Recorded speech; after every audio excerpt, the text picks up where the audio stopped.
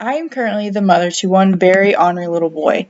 My son is 14 months old, but while being a mom is great, it has definitely had its challenges.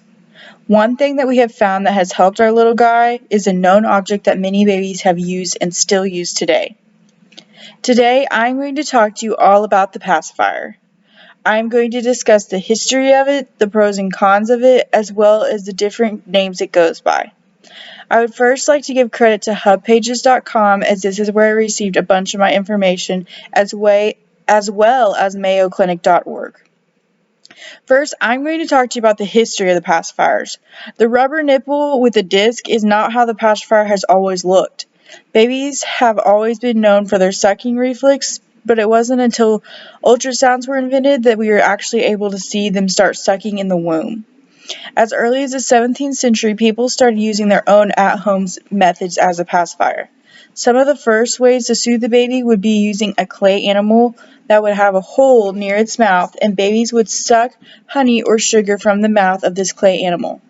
Some would also tie wash rags in a knot and dip the ends in sugar or honey.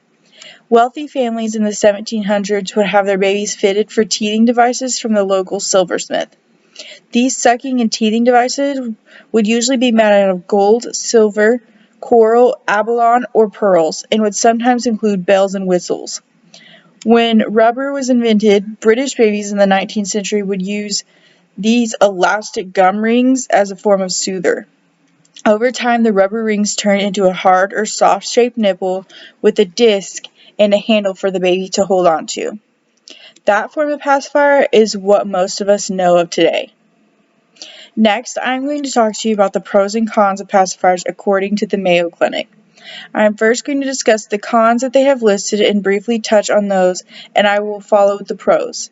First, babies may become too dependent on pacifiers. If a sleepy baby is woken up in the middle of the night, they may be dependent on that pacifier to put them back to sleep. Pacifiers use may disrupt breastfeeding also. It is encouraged by the Mayo Clinic to wait 3 to 4 weeks after having a baby before introducing a pacifier. Another con that is usually widely known is the prolonged pacifier use could cause dental problems. The Mayo Clinic says that the first couple years is fine, but after a certain length of pacifier use, it could cause the child's teeth to be misaligned. The last con that they include is the pacifier could induce the risk of mild ear infections. While this is not always the case, they do include it as a possibility for using pacifiers. Now I'll be discussing the pros of pacifiers as listed by the Mayo Clinic. Pacifiers may help soothe a fussy baby or provide a distraction for them.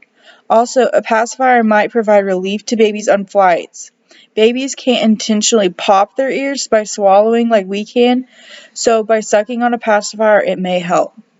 Pacifiers also may help your little one fall asleep. As well, they are completely disposable. The last part I'd like to inform you on is that pacifiers can reduce the risk of SIDS, sudden infant death syndrome. Last, I'm going to inform you of the wide variety of nicknames that the pacifier has. A few that may be more known would be Passy, Binky, Plug, Nook, Bink, Sasser, or Soother, while others such as a Dummy, a Doty, a Bobo, and Nookie may not be as common names for pacifiers. Today, I informed you a little bit about the pacifier. We talked about the history of them, the pros and cons, as well as a few names that they go by. I hope that with my speech you are leaving knowing more than when you came.